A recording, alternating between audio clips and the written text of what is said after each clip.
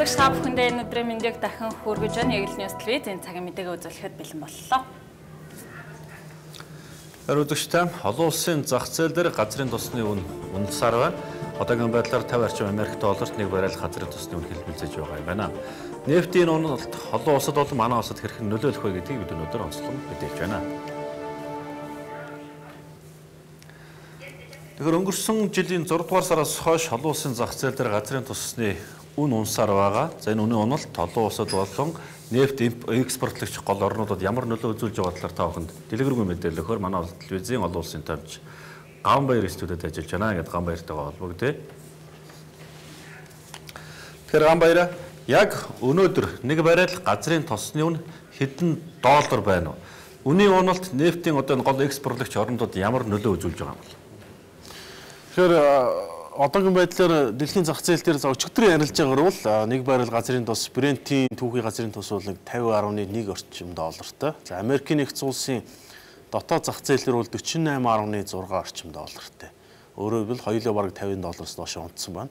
За ойрын хугацаанд бол ер нь нэг баррел газрын тосны үн бараг 40 хүртэл доллар 40 хүртэл буурна гэж яриад байгаа. За өнгөрсөн 6 дугаар сард нэг баррел нь 110 доллартай хүрчээсэнтэй харьцуулах юм бол өнгөрсөн 6-аас 7 сарын хугацаанд бараг 50 орчим хувиар унсан гэж хэлж болно. За ер нь газрын тосны үн ахиад 70-80 доллар хүртэл өсөх хүртэл ахиад 1-2 жилийн хугацаач бараг шаардаж магадгүй гэж олон улсын зарим шинжээчд бол хэлээд байгаа маа. За үнэндээ бол газрын тосны энэ бууруулалт нь ОПЕК-ийн гишүүн улс орнуудын улсын төсвийн бүрдүүлэлтэнд бол нэлээд хүнд цохилт учруулж байгаа нь ойлгомжтой. За үүнийг зарим хэвлэл мэдээллийн хэрэгслүүд Оросын холбооны улсын эсрэг тавьсан барууны хориг арга хэмжээтэй холбоотой Оросын холбооны улсын эдийн засгийг боомлох гэсэн оролдлого гэж тайлбарладаг. За би үүнтэй бол санал нийлэхгүй. Яг гэвэл ОПЕК-ийн гишүүн улс орнууд Арабын улс орнууд ч гэсэн өөрсдөө багтдаг. За ерөнхийдөө эдгээр улс орнууд энэ газрын тосны борлуулалтаас олох орлогын улсын төсөвт оруулах орлогын тооцохдоо за Оросын холбооны улс, Сирь, Венесуэл, Лив, Ирак зэрэг энэ улс орнууд бол за ерөнхийдөө 2015 онд нэг баррел газрын тосны үнийг 80 доллараас буухгүй гэдэг ийм тооцоолтоор улсын төсөв тооцоолсон юм байлээ. За тийм ч учраас одоогоор бараг 50 доллар хүрчээд байгаа энэ нөхцөлд бол эдгээр улс орнуудын төсөвт нэлээд хүндрэл учрах нь тодорхой. За мөн Арабын улс орнууд, Сауди Араб, Арабын нэгдсэн Эмират, Катар зэрэг газрын тосны нийт дэлхийн нөөцийн 80 орчим хувийг эзэмшдэг энэ улс орнуудын хувьд за нэг 70-аас 80 доллар орчмын хооронд үнэ дунджаар хэлбэлцэнэ гэж тооцоолсон юм байлээ. За тийм ч учраас ОПЕК-ийн шийдвэр бол зөвхөн Оросын холбооны улсын эсрэг чиглэсэн геополитикийн учир шалтгаантай гэж тооцож болохгүй. Эдгээр улс орнуудын орлого ч гэсэн тодорхой хэмжээгээр саатж байгаа гэдгийг л хэлэх зүйтэй баха. ОПЕК газрын тосны үн ингээд зогсолтгүй буурсаар байхад олборлолтоо бууруулахгүй гэдэг шийдвэр гаргаж байгаа улс төрийн одоо хамааралгүй юм бол өөр ямар шалтгаан байгаа юм бэ? Яагаад үнэн буураад байхад нийлүүлэлтэд одоо бууруулахгүй гэдэг юм бэ? ОПЕК-ийн хамгийн сүүлийн дээд хэмжээний улсад 11 сард болсон шүү дээ. Тэр үед бол нэг баррел газрын тосны үн 65-6 доллартай байсан. За энэ 110 доллартай харьцуулбал нэлээд хэмжээнд унсан учраас яг харахгүй ОПЕК-ийн шуурхай уулз зохион байгуулагдсан.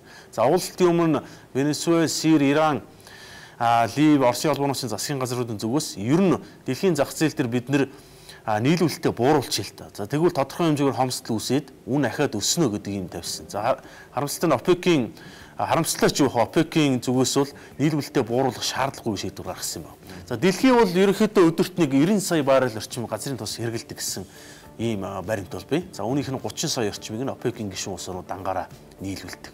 За энэ 30 саяга 20 ч юм уу 15 ч юм уу 10-аас доош бууруулчих юм бол газрын тосны одоо үн өснө гэсэн ийм зүйлийг бол яриад байгаа. За тэгэхдээ ОПЕК яагаад ингэж татгалзаж байна гэхээр ирээдүйд газрын тосны энэ бүтээгдэхүүнтэй өрсөлдөх хэмжээний шинэ бүтээгдэхүүнүүд олон улсын одоо зах зээлд гарч ирж ирсэн. За ялангуяа шатдаг занараас энэ газрын тос түүш гаргаж явах ийм төслүүд хэрэгжиж ирсэн. За үүний хамгийн том үйлдвэрлэгч бол Америкийн нэгдсэн улс, Канада зэрэг Хойд Америкийн улсууд байгаа.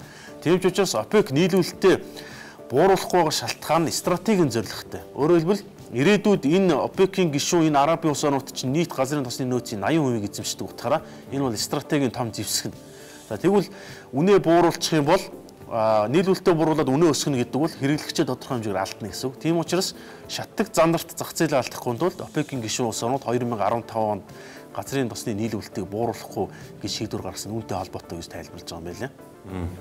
Тэгэхээр Ирээдүйд өрсөлдөгчдод зах зээлээ алдахгүй тулд нийлүүлэлтээ бууруулахын эсрэг байгаа юм бол яг ийм нөхцөлд хамгийн өндөр хэрэглээтэй байгаа Хятад улс ямар тоглолт хийж байна?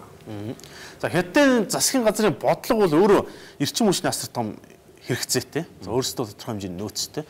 За мэдээж энэ олон улсын зах зээл дээр ийм таатай хандлага нэг баррел газрын тос бараг $50 хүрж ийн гэдэг бол Хятадын засгийн газрын хувьд шатхуун импортын бүтээгдэхүүнийг бол нөөцлөхөөс ийм бодохтой. Өөрөөр хэлбэл Хятад улсын дотоод валютын нөөц нөхөд гадаад валютын нөөц нөхөд $4.6 триллион гэж үздэг шүү дээ.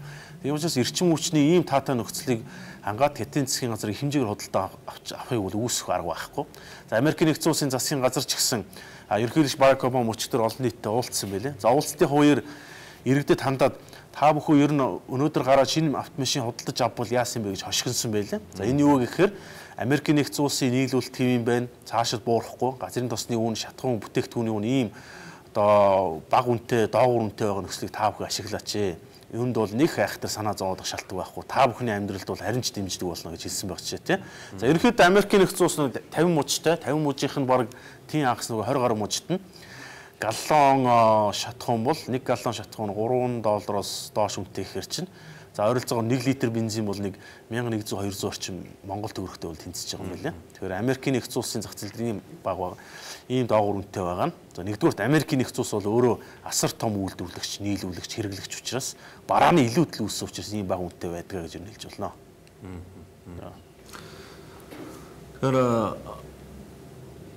ОПЕК-ийн энэ шийдвэр за шатдаг занарт зориулагдсан байгаа юм бол Арабын орнууд төсвөө боловсруулахдаа $70-80 байхаар тооцоолсон гэж мэдээллээ шүү дээ. Тэгэхээр юу гэдэг юм нефтийн үнийн хэлбэлзэл хэр удаан үргэлжлэх юм бол энийг одоо юу гэдэг ажиглагч шинжээчид ер нь юу гэж одоо төсөөлж байна? За яг одоогийн энэ нөхцөл байдлыг харах юм бол ерөнхийдөө 40 хүртэл баг унана гэж яриад байгаа. За эргээж үнийн өсөлтийг нь тогтворжуулах, үнийг нь дахин өсгөхийн тулд нэгээс 2 жилийн хугацаа шаардлагатай гэж яриад байгаа. Тэгэхээр 2015-16 онд бол газрын тосны үн төдийлөн дээшээ бол нэмэгдэхгүй юм байна. Ерөнхийдөө дунджаар бол нэг $60 орчим байна гэсэн ажиглагчдын бол ийм дүгнэлт байгаа юм байна. За тэр шатдаг занар дээр бол одоогоор зах зээлийн тийм дийлэх хөв бол биш. Гэхдээ энэ 80% эзэмшиж байгаа ОПЕК-ийн Арабын баян улс орнуудын хувьд бол мэдээж стратегийн нөөцн зах зээл дээр үнэ алдахгүй байх нь хамгийн гол зүйл шүү дээ. Тийм учраас үнийн нийлүүлэлтийг бууруулах шаардлагагүй л гэж үзэж байгаа шүү. За баярлалаа. Тэр үзэгчд олон улсын тавьж ган баяр. Олон улсад нефтийн үн буурснаар нефт экспортлогч орнуудад ямар нөлөө үзүүлж байгаа болон ОПЕК-ийн 11-р сард хуралдаж гаргасан шийдвэрийн талаар та бүхэнд мэдээлэл өглөө. Өнөөдөр бид бас энэ дэлхийн зах зээл дээр газрын тосны бүтээгдэхүүний үн 50% хямдарсантай холбогдуулаад манай улсад энэ шатхууны үн дагаад хямдарч болдгоо мó гэсэн сэдвийг хөндөж байгаа шүү дээ. Тэгээ сая өгсөн мэдээлэл дээр нэмэхэд түрүү манай мөнгө жаргал тоомч мэдээлэл өгсөн байгаа. За Орсын албаны улсын үзэж байгаагаар бол эдийн засагчд нь тооцоолж байгаагаар за газрын тосны үн $60 $60 хүрлээ гэхэд энэ 2015 онд бол Оросын эдийн засаг 4.5% буурна гэсэн төсөөллийг гаргаад байгаа. За тэгвэл өглөө манаас төлчтэй өгсөн мэдээллээр уул уурхай яамнаас бол одоо шатхууны үн буурахгүй байгаа шалтгааныг долларын ханштай холбоонд тайлбарлаж байгаа. За бүтээгдэхүүний түүхийн эдийн буурлаа гэхэд бүтээгдэхүүн дагаад буурах боломжгүй. Энэ нь манай улсад ашиггүй гэсэн юм тойрог байдлаар тайлбарыг бол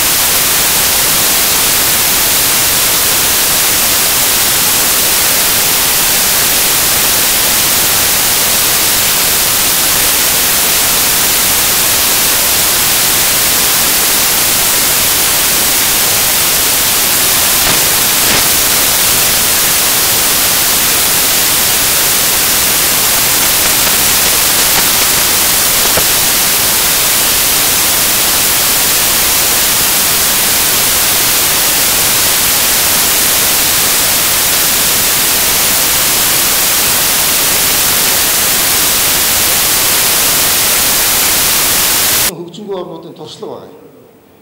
Энэ үүднээс би зөвхөн энэ тэмдгэн дээр нэг тайлбар хийе гэж бодож байна. За ингээд манайд бол энэ суурин газар хөдөлгөөний хурд 60 байдаг юм аа. Тэгвэл энийг 50 болгоно. Гэхдээ 50 байх 60 байх хоёрын ялгаа юу вэ? гэж хүн ингэж ойлгох болохоор. Тэгэхээр өнөөдөр энэ 50 гэсэн заалтыг дэлхийн улс орны тал илүү хувь нь хэрэглээд байна шүү дээ. Яагаад хэрэглээд байгаа вэ? Би өсвөр одоо энэ Батсаж даргын илтгэлийг маш анхааралтай сонсч байна л да. Тэгээ тэнд гадаадны хийсэн судалгаанаас ингэж хэлсэн шүү дээ. Хэрвээ хөдөлгөөний хурдыг 1 км/цагаар бууруулах юм бол зам тээврийн осны нас баралт 6% буулна гэж. Тэгвэл 10 км/цагийн хурдаар бууруулж байгаа чинь механикаар бодвол одоо 60% буурах нэ. Тэгэхээр тэр хөдөлгөөний хурдны тэр жоохон ялгаа бол маш их өөр байдаг, нөлөөтэй байдаг гэдгийг энэ судалгаанууд харуулж байгаа маань. Дандаа шинжлэх ухааны үндэстэй хийгдсэн зүйл. За энийг бид нар хөрөнгө бүх зарахгүйгээр дотооддоо яриад батлуулж болохоор дөрвөндөө оруулж болохоор ийм заалтаа ууз. За дараагийн заалт. Энэ согтуугаар отсон жолоосон тохиолдолд согтуу гэж үзэх нь яаж үзэх вэ гэхээр энэ цусан дах спиртийн агуулмжээр нь тогтооё гэж. Одоо бид нар үлээлгээд авчиж байгаа шүү дээ. Энэ нь бас учир дутагдaltaй гэж ингэж судлаач үзэж байна. Тэгвэл тэр хэмжээг нь хэл байх вэ гэхээр 0.5 г децилитр байя гэж. Тэгэхээр энэ заалтыг дэлхийд дээр бас яаж вэ? 89 орнд буюу дэлхийн хүн амын дийлэнх олон 66% нь энэ хэмжээг мөрдөж шүү дээ. Тэгвэл энэд нэгдүүл яасан бэ гэж. Тэр дэлхийн эрүүл мэндийн байгууллагт манайхаа сая өгсөн тэр мэдээнд одоо энэ 15 оны мэдээ гэж гарах юм шүү. Энэ 0.5 Монголд хэрэгжилж байгаа гэж бичээд өгсөн байлээ. Өнөөдөр ямар хуулийн дээр энэ байгаа юм бэ? Тэгэхээр энийг хуульчилж авмаар байна. Хэрвээ зөвшөөрч байгаа юм бол тийм ээ. Ийм санд байна. За тэр шинэ залуучуудаас мэрэгжлийн жолоочид тавих хэсгаар нь бас арай чанга байя гэж. За яагаад одоо мэрэгжлийн жолоочийн ийм 0.2 болчихвол тийм. Тэр чинь одоо зүгээр бид энгийн жолоочоос улам сайн жолооч. Гэтэл тэр хүний хариуцлага өндөр юм байна. Тэр хамгийн уур ихтэй, хамгийн хүнд ачааг, аюултай ачааг, тийм ээ? Уур ихтэй ачааг хамгийн холын зайд магадгүй олон улсын тээвэрт авч явдаг учраас тэр хүний хариуцлагыг өндөржүүлж байгаа ийм заалт юм байна л да. Тэгэхээр энэ заалтыг ч одоо дэлхийн 42 оронд хэрэглээд эхэлчихсэн явж байгаа юм байна. За дараагийн нэг заалт бол орон төсвөрийг өөрийн одоо хамгаалтын малгайтай болгоо гэсэн байна. Тэгээ энэ банкны мөн дарга одоо нэг орны стандартаар одоо баталгаажсан болгоёг өсч байна да. Тэгэхээр халуун чигтэй оронд өмсөх малгай. Эрсдэс уурс амьсгалтай өмсөх малгай хоёрын материал, хийц, эргономикийн байдал бол өөр байдаараа тийм. Тэгэхээр бидний манайд одоо энэ сайхан судалгааны байгууллагууд, ихтэй сургуулиуд байна, мэрэгжлийн ангиуд байна. Энэ сургуулиуд энэ стандартыг боловсруулах бол тийм өндөртэй биш ээ гэж. За машин дотор хүүхдийг хамгаалах хэрэгслийг нэрлэдэг байгаа. Хүүхдийн суудал. Энэ ерөөсөө манай хувь дөрвөнд байхгүй. Энийг аваад хэрэглээд дөрвөндөө оруулах яасан мөрөө. Тэгээ одоо тэр 90% та хөргий. Яагаад гэвэл энэ асуудал бас манайд байтугай дэлхийн одоо шилдэг 17 одоо энэ хөгжсөн оронд 17 хооронд хангалттай гэсэн үнэлгээтэй байгаа шүү энэ зүйлд. За тэгээд нэгд гарсан ослын дараах тусламж үйлчлэгээ гэж байдаг тийм. Энэ дээр би ганцхан зүйлийг хэлье. Энэ олон залтуудыг ярих тийм боломж байхгүй тийм ээ. Тэгэхээр энэ дээр нэг л юм байна. Тэн дээр юу гэсэн гэхээр эргээ та нар хараарай хоёр дээр нь үндэсний хэмжээнд ослын дуудлагын нэг л дуцны дугаарт явуулъя гэж. Тэгэхээр осол болоод, гамшиг болоод хүмүүс төвдчихсэн, стресст орцсон энэ үед ийм олон дугаарлуу залгаа зогсож явах уу гэж.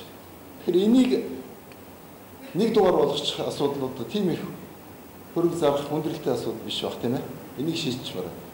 Тэгэхээр эдгээр үзүүлэлтүүдийг би юу гэж яриад байгаа юм бэ гэхээр энэ нэг сүнсний байгууллага, дэлхийн эрүүл мэндийн байгууллага нэг мэдээ аваад юм л та жилүүрий.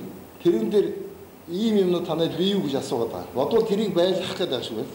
Тэгээд тэрийг 1-ээс 10 балаар дүгндэг байхгүй. Тэгэхээр одоо ийм нэгсэн дугаар байхгүй гэхээр тэр үнэлгээнд дээр Монгол улс яг 0 гэсэн оноо аваад байгаа маа. Тэгэхээр ийм нэг наацхын арга хэмжээний тухай ярьж байна. За тэгэхээр энэ санд болох юм аа ингээд дуусгая. Дараагийн асуудал өнөөдөр хямралтай байгаа санхүүжилтийн асуудал хүнд байгаа тийм ээ.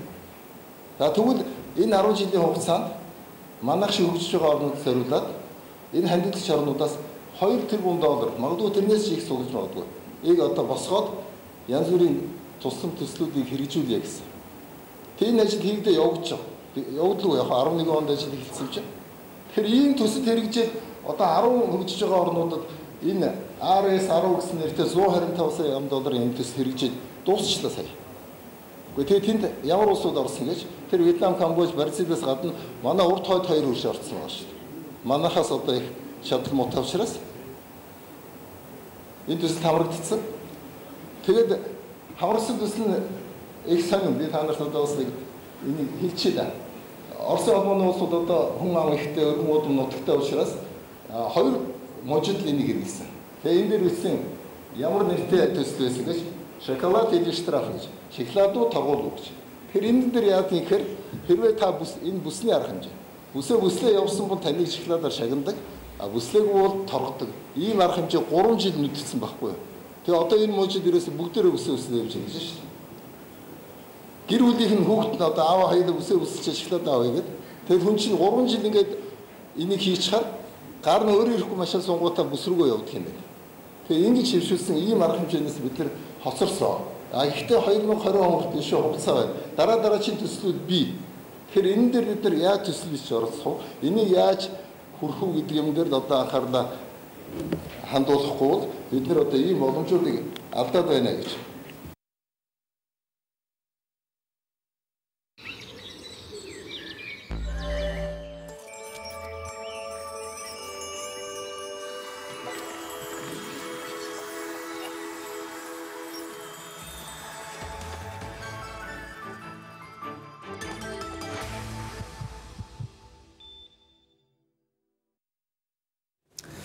Өдөртөө 13 цагийн мэдээ үргэлжилж байна. Одоо та бүхэн цаг агаар мэдээ танилцуулъя. Дэлхийн томоохон хотуудын цаг агаар мэдээ танилцуулахаар манай телевизийн цаг агаар мэдээний хөтлөгч Пүүжэ маань мэдээний өрөөд ажиллаж байна. Пүүжэ тэгэхээр Австралид хэд халалтын улмаас түүмэр дэгдээдсэн. Энэ түүмэр ер нь юу болж байгаа юм бол дарж чадсан уу?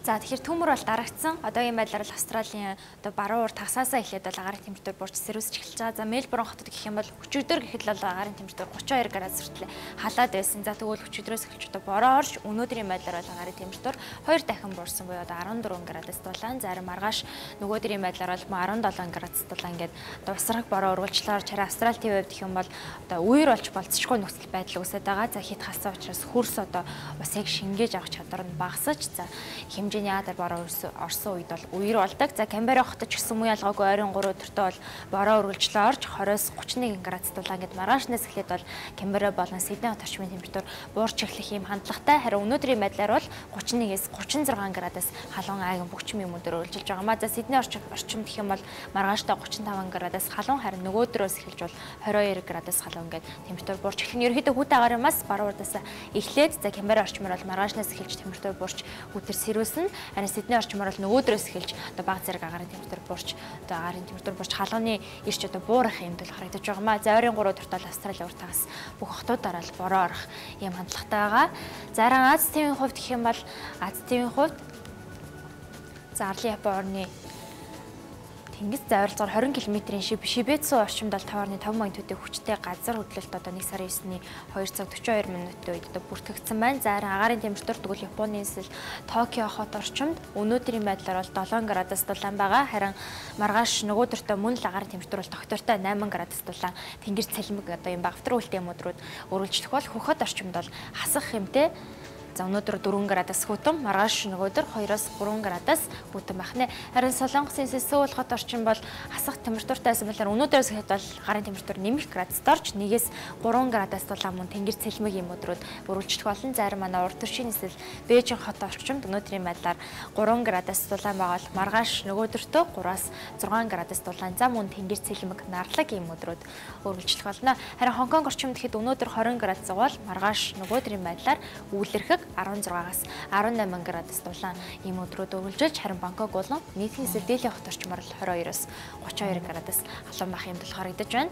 За Европын хувьд гэх юм бол Турки Анкара орчим болон манай хот төршийн эсвэл Москва хот орчмоор температур 3-аас 4 градус хүтэн. За Анкара орчимд бол өнөөдөр цастай маргааш нөгөөдөртөө бол тэгээс 2 градус дулаан мөн одоо үүлэрхэг цастай юм өдрүүд өргөлжлөх болно. За Европ ТV-ийн бол ерөнхийдөө төвийн бүс нутгаар бол хүүтэйгээр маш цанхлан орж ирсэн Грекийн Афи орчимд гэхэд бол өнөөдрийн байдлаар 8 градус дулаан баавал харин маргааш нөгөөдөртөө бол температур нэмэгдэж 14-өөс 16 градус дулаан байх юм байна. Харин Итали Ром орчимд 13 градус дулаан. За Берлин, Праг, Будапешт, Варшава орчмоор температур одоо тогтвортой байгаа буюу 3-8 градус дулаан байх бол Лондон, Парис орчмын температур 13 градус дулаан байна. Зарим Хойд Америк твүүд Денвер болон Канада эсвэл Оттава, замун Нью-Йорк хот орчмоор бол тгээс 9 градус хөтөн, зарим Даллас, Вашингтон орчмоор бол 2-3 градус дулаан бол баруун эргийн бүс нутаг, замуур тагсаар бол агаарын температур дулаахан бага буюу 13-аас 18, 27 градус дулаан өдөр өнөөдөртөө үргэлжилж байгаа юм. За Өмнөд Америк твийн харин Сантьяго, Буэнос Айрес орчмоор замун бөгчим халуун 34-аас 35 градус халуун өрний бороотой байгаа бол Буэнос Айрес орчмод бол маргааш нөгөөдөртөө бол мөн температур 33 градус халуун, маргааш тэнгэр цэлмэхэд нөгөөдөр бол дахиад бороо орох юм төлөвтэй. Харин Бразил болон Каракас орчмод 27-аас 28 градус дулаан, Улаанбаатар хотод өнөөдөр 9 градус хүйтэн байгаа бол маргааш нөгөөдөр гэдэг амралтын өдрүүд бол агаарын температур 6-аас 7 цаашаа 8 градус хүйтэн, замун багтар үлтэй ийм өдрүүд үргэлжлэх болно. За үзэгч танд дэлхийн хотуудын цаг агаарын мэдээллийг танилцууллаа. Үргэлжлүүлэн мэдээллийн хөтөлбөртөө хамтаагаарай.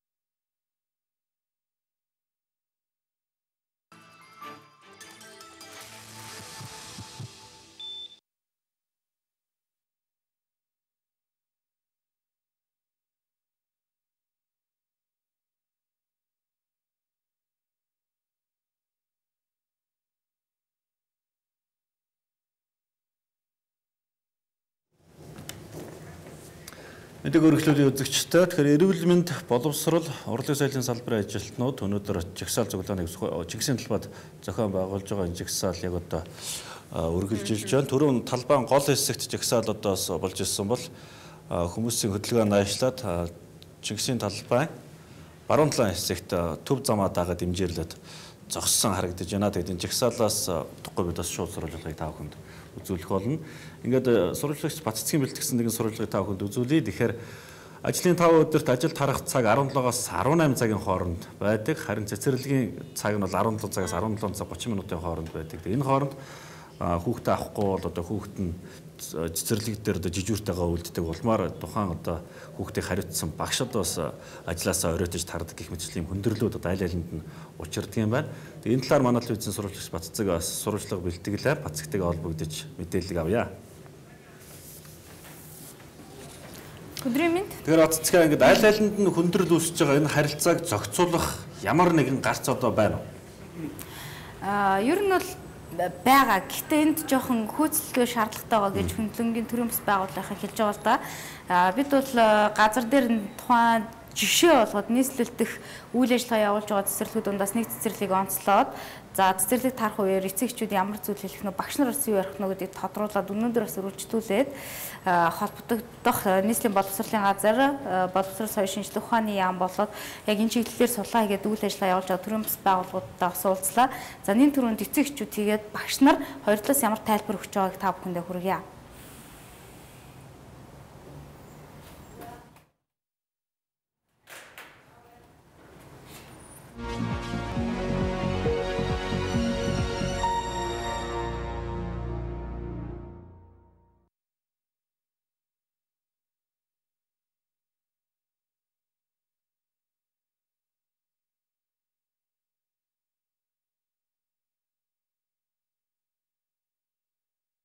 Цагийн тухай ямар бодолтой вэ? Хэцүү шттэ ерөөсөө. Өглөө ч яг болж байгаа юм л да 8 цагаас ажилтаа хүмүүстэй. Орой ол тэгэл 5 цагтаа уралдаал тарж байгаа хүмүүс чинь. Заримдаа би өөрөө эмч мэрэгжилтэй хүн. Тэгэл хүн орж ирээд үзүүлээ гэхээр за аягүй хэцүү шттэ. Нэг хүнийг доор хаяж 15-аас 20 минут үзэн. Тэгжиж л нөгөө цэцэрлэгийнхэн тарах цаг болдог. Энд ирэхээр багш нар нь хүлээлгэлээ инээ тэрэг илдүү юм ярина шттэ. Хэцүү. Ер нь бол усын цэцэрлэг жоохон 6 цаг хүртэл ажиллах хэрэгтэй л байгаа юм л да. Гэтэ бас бодолцох хэрэгтэй л дээ. Цэцэрлэгийн багш нар чинь бас хідэн дөрвний цалин авдаг байлээ. Хідэн дөрвний цалин авч хичнээн цаг ажиллах байлээ. Хүний хүүхдийг харах бас хэцүү шттэ. Өөрөө л 2 3 хүүхдээ гэртээ харахад хэцүү байдаг хүмүүс чинь бас. Тэр талаар нь ер нь багш нарын нийгмийн асуудлыг ч гэсэн бодолцоод хүмүүсийн ажиллах цагийг ч гэсэн бодолцсон нь ер нь бол зүгээр ах л гэж бодож байна. Таны хувьд ажил хэдэн цагт таардаг вэ? Гэхдээ одоо ажил бол янз бүр шүү дээ. Тэгэл ажлын цаг одоо заримдаа илүү цаг ороот ч тэгээл ороо ахлаа чинь тэгээд яг багш нарын илүү цаг мөнгө гээл илүү цагийн мөнгө зөнгөө өгдөө шүү дээ. Харах цагийн тухайд таны хувьд ямар санаатай вэ? Одоо 5 цаг чинь заримдаа ч арай л эртэл юм шиг санагдал юм шүү дээ. 6 мургаа байвал одоо би ч ажиллаа гараад машины дүгжөө мөгжөө гэж явсараа бол ихэнхдээ л хоцрох талдаа л гэдэг шүү дээ. Тэгэхээр бас багш нарын нөгөө нэг олон цаг ажиллаж байгааг нь авч үзвэл бас хэцүү ч юм. Харин тийм ээ. Өглөө бас ирж байгаа шүү дээ. Тэрийн талаас нь бодглох чинь бас болохгүй болчиход байгаа юм л да. Ялгаагүй болчиход байна. Тэгээд эцэгчүүд хүүхдээ авахгүй л тэгэл багш маань бас хүүхдээ хараад байгаад байна гэсэн үг.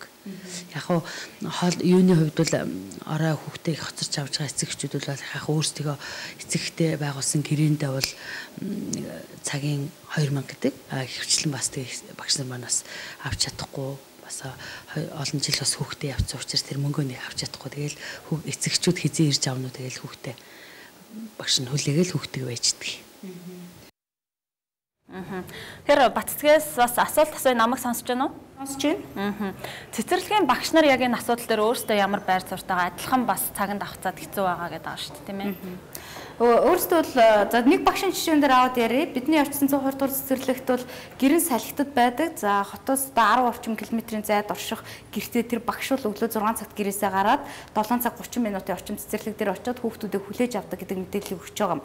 За ингээд ажиллаад орой 17 цагт ажиллаа өгнө. 17-17:30 орд хүүхдүүдэд тараагаад дуусчих хэвээр боловч 18 цаг 18-аас 20 цаг хүртэл ч юм уу ажилтдаг. За тэгээ болохгүй бол жижүүр дээр хүүхдүүдэд үлдээгээд явдаг ийм нөхцөл байдал байгаа. Нөгөө талаас эцэгчүүд нуцтаад манай хүүхдийг харж байгаа ч гэдэг хүсэл тавьчихаар бас үгүйгээд хэлж чадахгүй ингээ ажилтдаг. Уг нь бол яг зарим цэцэрлэгүүдийн хувьд за жишээ нь цэцэрлэг дээр бол дотоод журмынхаа дагуу илүү цагийн ажиллуулаад 5:30-аас хойш цаг тутамд нэг 2000 төгрөг гэдэг ч юм уу багш нь өгөхөр ийм дүрэн байдаг боловч яг үйл ажиллагаа нь хэрэгжээд ингээд явхаараа бол яг тэр болгоо эцэгчүүдэд бас аваад авах боломж бол байхгүй гэдэг зүйлийг ярьж байна.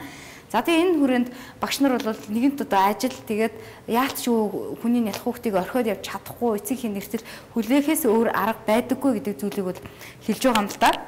За тэгэхээр яг энэ асуудалтай холбогдуулаад биднээс боловсролын газар руу орсон яг боловсролын яамнаас бас тодруулсан. Тэгээд албаны хүмүүсийн өгч байгаа энэ мэдээллийн дагуу бол үндсэндээ хуулийнхаа дагуу бол одоо яг цэцэрлэг дотоод журмаараа эцэгхийн хазуултад тохиролцоод энэ мөнгө хураах гих мэтчлэнгийн ажлуудыг бол хийж болно гэж заасан байдаг. Тэгээд тодорхой хэмжээнд цэцэрлэгүүд бол яг энэ дүрм журмынхаа дагуу явж байгаа гэдэг чинь бас өгөх нь хэд өгөхгүй нь хэд тэр болгоныг нэхэд авах боломж болцоонд ямар уу гэдэг дээр бас бэрхшээлтэй байдгаа гэдэг тайлбарыг бол хэлж байгаа юм л та.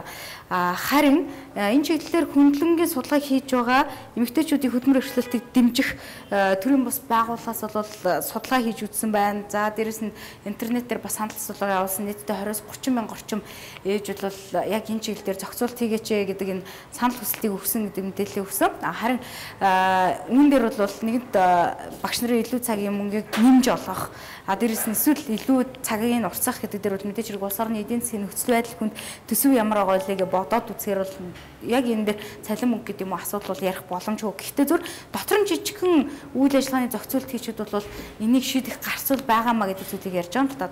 Одоо жишээ нь нэг ангид нэг багш нэг асрагч байгаа гэж тооцоод нэг багш нь орой нэг цаг илүү цаг авдагаас нэг цаг сунаад хүүхдүүдэд тараадаг, харж идэг. Эсвэл үндсэн багш нь хардаг ч гэдэг юм уу ийм зохицуулт хийж болно гэдэг зүйлийг хэлж байгаа юм л да. За энэ талаар мэдээллийг та бүхэндээ бид 16 цагаас бодиттой тал сурвалжлаар дэлгэрүүлж үзүүлэх болно. Тэр Баццгийн нэг асуулт байна.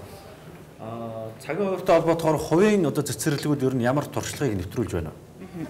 Хувийн цэцэрлэгүүд бол үндсэндээ сарын төлбөр бол нэг 200-аас 300-400 мянга орчим төгрөгийн хооронд хэлбэлцэж байгаа. За тэд бол өглөө 8 цагаас за магадгүй цагийн хувьд эцэгчүүд нь багшд нь хэлсэн тохиолдолд өглөө 7 цагт үйл ажиллагаа эхлээд за тэгээд цөөхөн хүүхэд авдаг арай олон багш нартай байдгийнхаа хувьд 19 цаг 20 цаг хүртэл үйл ажиллагаа явуулдаг.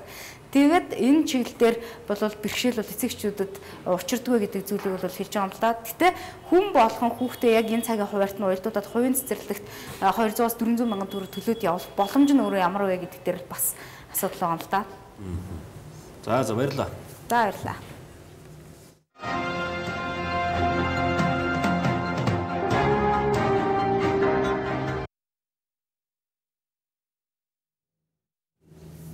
Үзэгчдээс CNN агентлагаас өргөж байгаа шуурхай мэдээг дамжуулъя. Тэгэхээр Малайзийн Air-Asia онгоцны хар хайрцагнаас дохио илэрсэн талаар Индонези улсын армийн удирдагч мэдээллээ. Тэрээр онгоцны сэг олдсон газраас 300 метрийн зайд хар хайрцагны дохио баригдсан тухай мэдээлж шумбагчдыг тус газар руу илгээсэн гэсэн байна. Air-Asia онгоц өнгөрсөн 12 дугаар сарын 28-ны өдөр Индонезийн Сурабая хотоос Сингапур улсыг зорин нисэх замдаа осолдсон онгоцонд 162 хүн зорчин явсны ихэнх нь Индонези иргэд байсан юм а. Одоогийн байдлаар 43 хүний цогцсыг олоод байгаа юм а. Тэгэхээр өнөөдөр эрүүл мэнд боловсрол соёл урлагийн ажилтнууд их хүүхдийн мөнгийг хасахыг эсэргүүцэж байна. Боловсролын байгууллагынхны мөнгийг хасахыг эсэргүүцэж байна гэж жагсаал 10,000 хүний бүрэлдэхүүнтэй жагсаалыг зохион байгуулна гэж мэдээлжсэн. Энэ жагсаал өнөөдөр 12 цагт эхлэх ёстойсэн боловч бага зэрэг цагаас хоцорсон. Ингээд одоо жагсаал яг хэдэн хүний бүрэлдэхүүнтэй ямар уур амьсгалтай байгаа талаарх мэдээллийг сэтгүүлч оюун эрдэнэтэй холбогдож хүргье. Ажилчдыг элдэрийн хөтөөж байгаад маш их харуулж байна. Өдрийн мэнд төргийн үзэгчтэй Игэл телевиз Шингисийн талбайгаас та бүхэндээ шууд амжилт хүргэж байна. За учир юу гэвэл яг одоо Шингисийн талбай дээр эрүүл мэнд, боловсрол, соёлын салбарын төрийн албан хаагч жагсаал хийж байна. За тэдний жагсаал хийж байгаа учир нь гэвэл хөдөлмөр нийгмийн зөвшөөрлийн 3 тал хэлцээрд одоо хөдөлмөрийн яамны гаргасан санал болох төрийн албан хаагчлыг цомгохдох гэсэн санаачлалыг эсэргүүцэн жагсаж байгаамаа. За ингээд Монголын эрүүл мэндийн ажилтны үйлдвэрлэлийн хэлтний холбооны дарга Мигмартай уулзаад байна. За сайн байна уу та? Сайн байна уу? Өнөөдөр яг эрүүл мэндийн ажилтны үйлдвэрлэлийн хэлтний холбоо ямар шалгуур шаардлага одоо энэ жагсаалаараа илэрхийлж байна? Эрүүл мэндийн салбарын ажлын ачаалал өнөөдөр ямар байгааг Монголын ард түмэн манай хэвлэл мэдээллийнхэн маш сайн мэдж байгаа. Өнөөдөр хүүхдийн эмнэлгүүд, амарч газрууд, бүх шатны эмнэлгүүд ажлын ачаал нь өнөөдөр хэрээс хэтэрч гисэн ийм ачаалтай нөхцөл. Өнөөдөр эрүүл мэндийн салбарын ажилтнуудын цалин хөлсийг 60-аас доош хувиар нэмэгдүүлэх шаардлагыг тавьж байгаа. Энэ бол цалингийн нэмэгдэл бол биш юм аа. Цалингийн нэмэгдэл биш. Яагаад гэвэл өнөөдөр эмч эмнэлгийн ажилтнууд иргэд хөдөлмөрчдийн цалин орлого өнгөрсөн хугацаанд 60% дордчихлоо. Инфляц авж байгаа цалин хөлс нь инфляц төгрөгийн худалдан авч чадварт идэгдсэн учраас өнөөдөр амьдралаа залгуулж чадахгүй байдалд орчоод байгаа учраас ард иргэдийнхаа орлогыг нэмэгдүүлэх талаар энэ шин засгийн газар анхаараач. Шин засгийн газрыг зөв шийдэл гаргаж зөвсөлтийг хүндэтгэж дээрээс шийдэл гаргасан хөдөлмөрчид иргэдийнхаа нийгмийн бодлогыг хангаж танаж биш нэмж хямралаас гарах эрх баригчдынхаа энэ тансаглалыг зогсоосон ийм шийдлийн засгийн газар байгаасаа гэж үйлдвэршийн хэвлэлийн байгууллага манай гишүүд сонгуультанд хүсэж байгаамаа. Нэг удаагийн мөнгөнд итгэмжийн тал дээр ямар байр суурьтай байгаа? Эмч эмнэлгийн ажилтнуудыг ганц тогтоож байгаа юм бол энэ тэтгэврт авч байгаа тэтгэврт гарахтаа авдаг мөнгөнд итгэмж 12-оос 36 сар ямар салбарт ажиллаж байгаасаа шалтгаалдаг. Гэтэл өнөөдөр эмч эмнэлгийн ажилтнууд доктор суурьшилтай ажиллах гол нөхцөл нь бол энэ авч байгаа тэтгэврт итгэмжийн асуудал байна. Тэгэхээр өнөөдөр энийг хөрсөн төвшнгөөс бууруулах юм бол эмч эмнэлгийн ажилтнууд доктортой ажиллах одоо ямар ч боломжгүй болно гэдгийг бас энд хэлмээр байна. Тийм учраас үйлдвэрчний хэвлэлийн байгууллага манай гишүүд сонгуульнууд энэ асуудлыг шийдэхээс нааш хамтын тэмцэл хөдөлгөөнөө зогсоохгүй гэдгээс. Тийм учраас нийгмийн зөвшөлтөд ойлголцлоор хилэлцээрээр нааштай шийдвэр гарна гэж итгэж хүлээж байгаа шүү гэдгийг бас хэлмээр байна. Эмчнэрийн цалин өнөөдөр хэд байна? Бас хэдэн хувийн зээлтэй тийм судалгаа байна уу? Эмч эмнэлгийн ажилтнуудын маань өнөөдөр авч байгаа цалинс 350,000-аас 550,000 байгаа. Тэгэхээр өнөөдөр бүхэл амьдралыг шийддэг эмчнэрийн цалин 600,000 ч хүрэхгүй байна. Гэтэл өнөөдөр үнэн худлыг дэвсэлдэг шүүгчнэрийн цалин 6 сая байна. Энэ шударга явдал биш. Өнөөдөр олон эмч эмнэлгийн ажилтнууд зээлтэй байна. Ерөнхийдөө эрүүл мэндийн салбарт 90% цалингийн зээлтэй. 80% нь өрх толгойсон эмэгтэйчүүд, эхчүүд ажиллаж байгаа. Тийм учраас энэ асуудлыг шийдэж өгөөч гэдгийг эрх баригч нараас хүсмээр байна.